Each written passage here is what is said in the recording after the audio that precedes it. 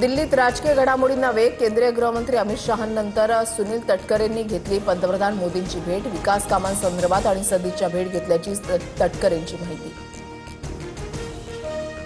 पवारांची राष्ट्रवादी एनडीएच्या वाटेवर असल्याची चर्चा. शरद पवार, पार्थ पवार आणि प्रफुल्ल पटेलांची भेट. पंतप्रधान मोदींसोबतच्या भेटीनंतर पवारांची पटेलांसोबत चर्चा. तर राष्ट्रवादी एकत्र येण्याचा काहीच संबंध नाही, शरद पवारांची प्रतिक्रिया.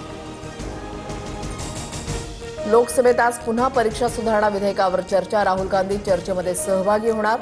केंद्रीय मंत्री जितेंद्र सिंह उत्तर देणार.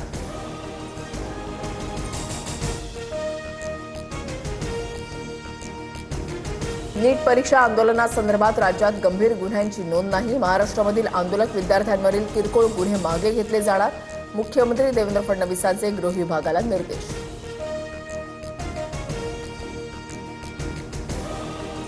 मनोज जरांगेंची आज अंतरवाली सराटीमध्ये महत्वाची बैठक. सकाळी 11 वाजता मराठा बांधवांसोबत संवाद साधणार. आंदोलनाची पुढील दिशा ठरवण्याची शक्यता.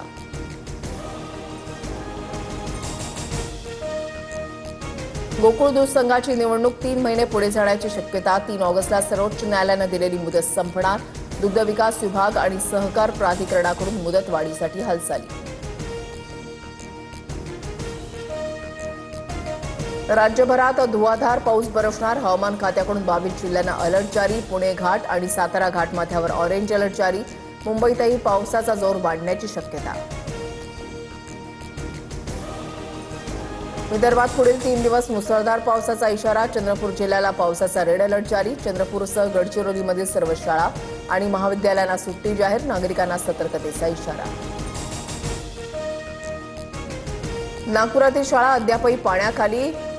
बेलतरोडी भागामधील शाळा परिसरामध्ये 3 फुटापर्यंत पाणी. पावसाचं पाणी अद्याप ओसरलं नाही. नागपुरात पुढील आदेशापर्यंत शाळा बंद. मुंबई गोवा महामार्गावरील उड्डाणपुलाला भेगा. नागोठणेमधील बंद उड्डाणपुलाची तज्ज्ञांकडून पाहणी. अहवालानंतर पुलाच्या दुरुस्तीबाबतचा निर्णय घेणार. धारावी पुनर्विकासासाठी 871 झाडांची कत्तल होणार. 25 हेरिटेज वृक्षांचाही समावेश. वृक्ष प्राधिकरण समितीकडून प्रस्तावाला मंजुरी. 822 झाडांचं पुनर्रोपण करण्यात येणार असल्याची माहिती. 1 ऑगस्टपासून साखर व्यापाऱ्यांवर नवीन निर्बंध लागू. साखरेचा साठा 30 दिवसांपेक्षा अधिक काळ ठेवता येणार नाही. साखरेचे दर नियंत्रणात ठेवण्यासाठी केंद्र सरकारचा मोठा निर्णय. गुरुपौर्णिमेनिमित्त देशभरातील मंदिरांमध्ये भाविकांची तुडुंब गर्दी. अक्कलकोटपासून उज्जैनपर्यंत अनेक ठिकाणी विविध धार्मिक आणि सांस्कृतिक कार्यक्रमांचं आयोजन. गुरुचरणी भक्तीचा महापूर.